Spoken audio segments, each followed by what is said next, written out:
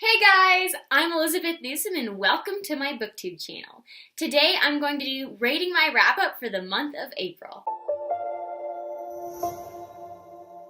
So I'm doing this wrap-up a bit early, like a week after the March wrap-up. So what I'm thinking is I'll go ahead and post a wrap-up video when I'm 3/4 of the way through the month. That way I can get the video out at the end of the month. But since I only started doing that for April, that means I haven't gotten to read as many books as I would have if I'd waited to film this video until the very end of April. So this month I read 3 nonfiction books. I actually didn't get to any fiction books this month, at least so far. So my favorite nonfiction book I read this month was The Naked Roommate. So this is a book about college, and I've been reading up and researching a lot about college and making a Pinterest board for college because I've been thinking a lot about it lately.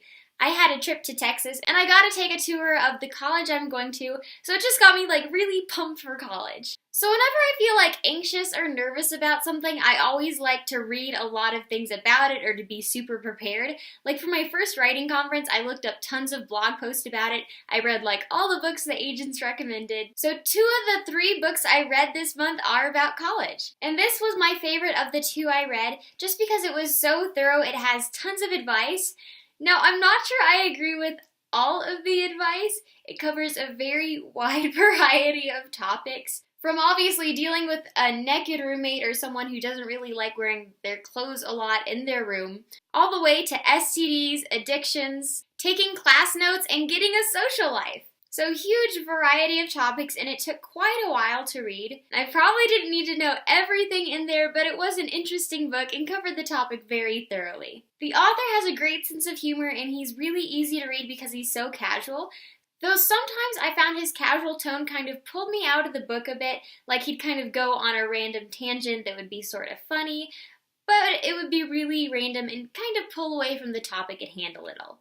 With that said, it is very readable, and I'm sure a lot of you guys would enjoy it. Number 2 would be Sam Walton. So this was a biography on Sam Walton, and I believe it goes up until the point 2 years before he dies, which was kind of weird at the end because it kind of ended on a high note about how maybe Sam Walton will beat this disease. And then, of course, 2 years later, it doesn't work out. But like I said for my last wrap-up, I love reading about entrepreneurs and kind of just the drive it took to get them where they wanted to go. So Sam Walton didn't really have a lot of resources, though he did have a very supportive father-in-law, and just his drive and ambition and confidence are amazing. So that's kind of why I like to read books about entrepreneurs, just because they inspire me and they kind of show me what it takes to get to that point. Because in the future, I'm thinking about being both an author and a publisher, both of which require some entrepreneurial skills. So what I gathered from this book is that Sam Walton was a really nice guy. One of the things he hated about expanding his company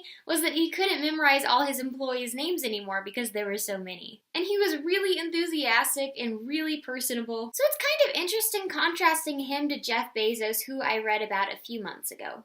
Both of them really pushed manufacturers to lower prices, and both of them have a lot of drive and a lot of passion for their company. But Sam Walton comes off as more of a down-home, folksy kind of guy who's really personable and invested in the people within his company. And then finally, the last book for this month is 1001 Things Every College Student Needs to Know. So this is last just because it's not quite the book I was looking for. I mean, it is about college, but it's literally 1001 bullet points about tips for college.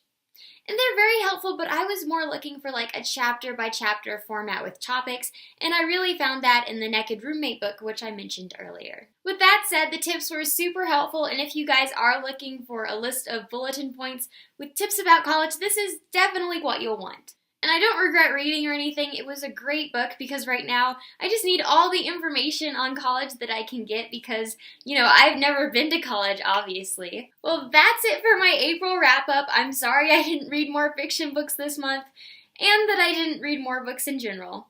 Hopefully for next month I'll have a few more books that I can add to the list. And now it's your turn. What did you guys read in April? And do any of the books that I read sound interesting? And how many nonfiction books do you guys like to read, if any?